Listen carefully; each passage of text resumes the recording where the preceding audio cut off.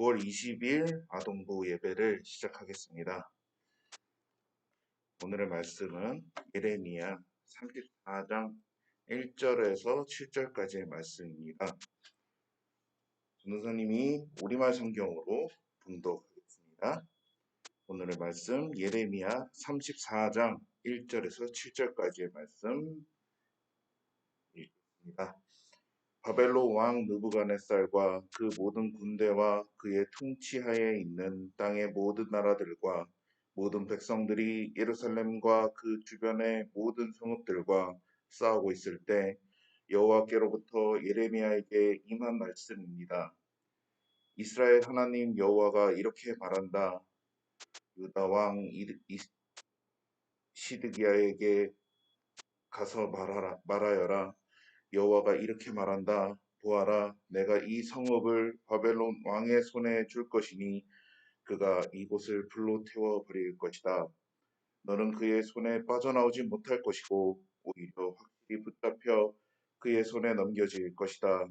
내가 바벨론 왕을 눈을 맞대고 볼 것이며 그가 너와 얼굴을 맞대고 말할 것이다. 그리고 너는 바벨론으로 갈 것이다. 그러나 유다 왕 시드기야여, 여호와의 말씀을 들어라. 너에 관해 여호와께서 이렇게 말씀하셨다.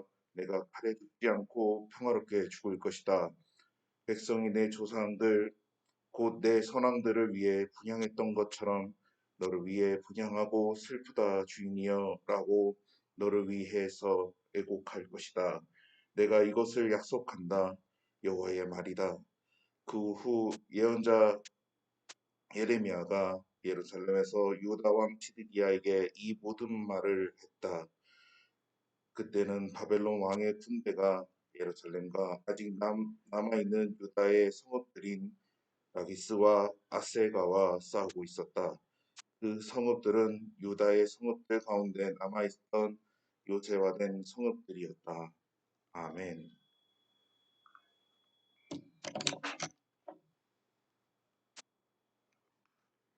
자, 오늘의 말씀은 끝까지 불쌍히 여겨주시는 하나님이란 말씀으로 여러분에게 말씀을 전하겠습니다.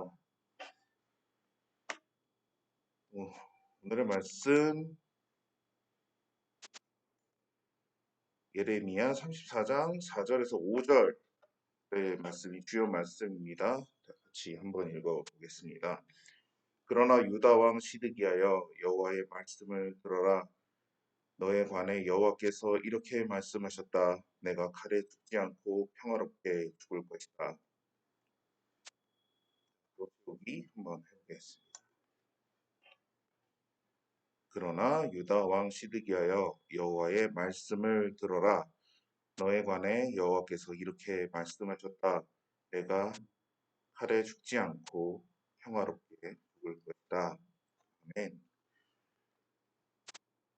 하나님은 곧 바벨론에 무너질 유다 왕 시드기야에게 가서 앞으로 일어날 일에 대해 전하라고 예레미야에게 말씀하셨습니다. 예루살렘은 무너지고 시드기야 왕은 바벨론으로 잡혀가게 될 거라고 말을 하라, 그렇게 전하라 하셨죠. 이 말을 들은 시드기야 왕의 마음은 어땠을까요? 아마 이 말을 무시하고 싶었을 것입니다. 때로는 우리가 원하는 모든 일이 이루어지지 않을 때가 있지요. 시드기야 왕이 원한 것은 전쟁에서 바벨론을 이기고 나라를 찾는 것에서 결국 그렇게 되지 않았다라는 것. 우리의 뜻대로 모든 일이 이루어지지 않을 때도 우리는 하나님의 계획을 믿고 따를 수 있어야 하는 것입니다. 왜냐하면 하나님이 우리가 가진 생각보다 더 크고 선한 뜻을 가지고 있기 때문입니다. 하나님은 죄로 병든 유다 사람들을 고치고 오래된 한 습관에서 벗어나게 하려고 하시는 것이고, 벗어나게 하기 위해서 얼마나 오랫동안 프로 생활을 하는 것인지 그것을 말씀하고 계시고, 프로 생활 하는 것을 허락하셨던 이 일을 통해서 유다 사람은 하나님의 거룩한 백성으로 다시 회복되게 될 거라는 것이었습니다. 유다는 새로운 회복을 위해 완전히 깨뜨려야 하지만 하나님은 그런 중에서도 마지막까지 은혜를 잊지 않으셨어요. 유다 왕 시드기야를 불쌍히 여겨서 평안한 죽음을 맞이하게 해주시기로 했던 것이죠. 오늘의 말씀처럼 말입니다.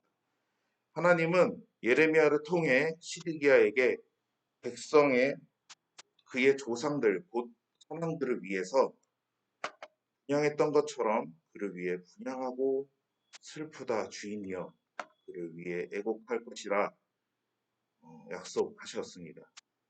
이것은 바로 진노 중에도 긍휼을 잊지 않으시는 하나님의 성품이라는 것이에요. 친구들, 하나님의 말씀에 순종하지 않고 내가 원하는 대로 살아갈 때 우리는 재앙을 만나게 되어 있습니다.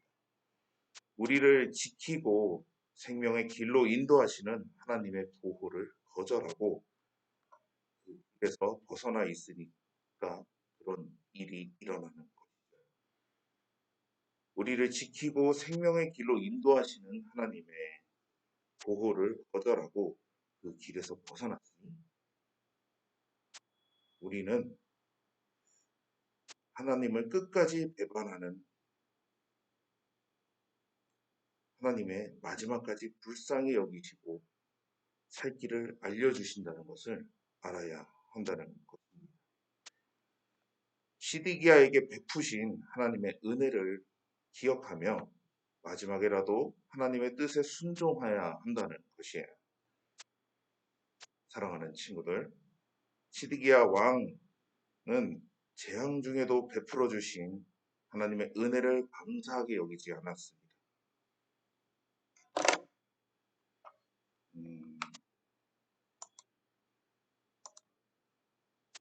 감사하게 여기지 않았죠. 죽임을 당하는 것. 결국 그는 어떻게 죽임을 당했냐면 아들들의 눈앞에서 죽임을 당하는 것을 보고 아들들이 눈앞에서 죽는 것을 보고 그리고 결국 본인의 눈이 뽑힌 채로 쇠사슬에 묶여서 바벨론으로 끌려가게 된 것입니다. 마지막까지 긍휼을 베푸신 하나님의 손을 거절한 그의 마지막 모습이었어요. 시드기야 왕처럼 어리석게 행동하지 말고 우리를 불쌍히 여기시는 하나님께 늦었다 싶을 때 돌아가야 한다는 것입니다.